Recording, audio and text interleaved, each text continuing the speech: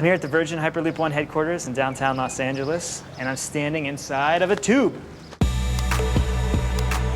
Hyperloop is the next mode of transportation that gets you from A to B faster and more seamless than any other mode of transportation that's out there. It's going to connect people physically the way the internet connected people digitally. We've been told we'd have flying cars and we'd have all these other things right now, and we don't, and we actually still get around the same way they got around 150 years ago. The world around airplanes and trains and boats and cars has completely changed in the last 100 years. So we have the opportunity to create that new idea, and we're not here to cater to people's expectations. We're here to defy them. Can't timidly walk into the future. What is this called? Just a tube. It's just a tube? Just a tube. No, it's nothing super exciting. Yeah. It's a vacuum enclosure structure or something. Perfect. Right, so we have a pod, and that pod can travel 700 miles an hour, 1,100 kilometers an hour. It's propelled by an electric motor. It has magnetic levitation to give it the lift off of the track. As the vehicle moves down, you're creating these currents and these electromagnetic fields, and then you have attraction between magnets and repulsion, and that gives you the levitation. And then it's enclosed in a tube. You're going to be going the speed of an airplane on the ground. You can't have things crossing the track. It has to be in a contained environment. The other benefit of that is you can take most of the air out. So we can go the speed of an airliner for roughly the same drag as a truck going down the road at 60 miles an hour. So now you can go very fast, you can do that very energy efficient. That's because we have the tube. Well, we've had all kinds of crazy people asking us questions about what's it like. Will your eyeballs come out of your sockets or whatever? And the early horse industry actually told women if they rode on a train, this is like 200 years ago, that their uterus would come out. That's how the horse industry was trying to keep people from the trains. So for us, the experience is what you'd want to do getting onto an airplane, where you'd have that takeoff, you'd feel that acceleration, but once you're up to speed, there's no turbulence. It's almost the absence of an experience, right? Something that's not a roller coaster. You want a smooth ride. You can have your martini, you can have your cocktail, you ride this over and over. And I like to tell people that I meet that Hyperloop is kid-friendly, dog-friendly, and vomit-free. And that's what I mean, because I want to take it every day to work, and so I got to make it as enjoyable for me to ride as I would for everyone else. So 5 years ago, Elon Musk put out the white paper for Hyperloop. I was just so excited about the opportunity and I said, you know what? Doing something that people think you're nuts. Of course, sign me up. You have to be just a little bit crazy enough to think you can do something like it. And I think there's no better place that embodies that than a garage. Garage is unbridled possibility.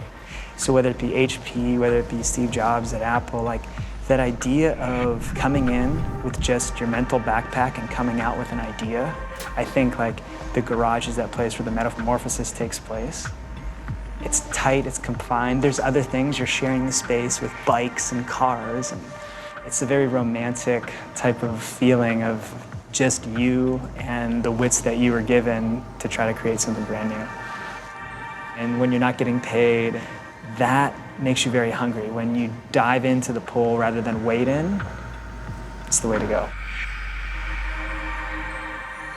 So we were in the garage for about 3 months. It was like a 1.5 car garage. And we built it up, we built some desks and everything in there, and then we ended up hiring 3 or 4 more people, and they all came to the garage too. So the desks started pouring out of the garage. You couldn't actually shut the garage anymore. So at the end of the night, you'd have to pick your desks up, all the computers, and move them back inside, stack it up.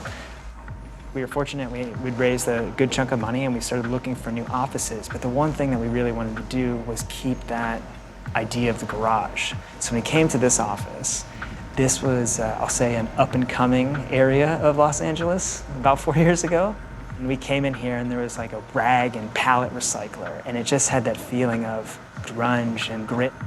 Really embodied the character of the people that we've hired. That grit, that perseverance, that ability to overcome. HP rules of the garage still exist here. So even though we're out of garage, we would get people into a room and we'd throw ideas on the wall. And that idea is, there is no bad ideas. Let them out, get them out, because it's a little bit therapeutic, right? California's a special place for this because there's this excitement of like, you can do it because there are so many people around you doing it. I actually went to a recruiting trip to Stanford and we sat in the HP building. That was the first time in my life where I really felt like, yeah, someone came in through those doors and said, there's an asteroid coming to Earth, or something like that. Only this group of people could solve the problem. So I think that it really told me that what we do here matters not just to the US or to the state, but it impacts the rest of the world. And we're in an area where we can foster those ideas. There's like-minded individuals and there's people with big ambitions, and they all happen to live in this area and enable that type of growth and that type of opportunity. 5, 4, 3, 2, 1. Fire. It's one thing to have an idea, it's another thing to build an idea, and it's an even different thing to test an idea. At the test site, we have a 500-meter tube. It's about 3.3 meters in diameter, and that's one of the huge things that we're doing. This is going to be something that you and I ride on. It's not going to be sitting in a PowerPoint. It's not going to be sitting in some Word document. You can touch it, you can smell it, you can taste it. 4 years ago, when we started talking to investors about this, everyone was like, you can't build this, you know, it's never going to happen. And they don't ask questions about if we can do this anymore, right? And I think that, to me, is what the garage is about. We took a bunch of disbelievers and we showed them that we could do it. And now they're not asking if we can do the next part of it, they're asking how quickly can you do the next part. 50 years from now, you'll be hyperlooping to somewhere, you'll get out, you'll ride in your autonomous vehicle, and you'll pop in your vertical takeoff and landing vehicle to go to your ranch house somewhere. And that'll all because of the ideas that were incubated here in California.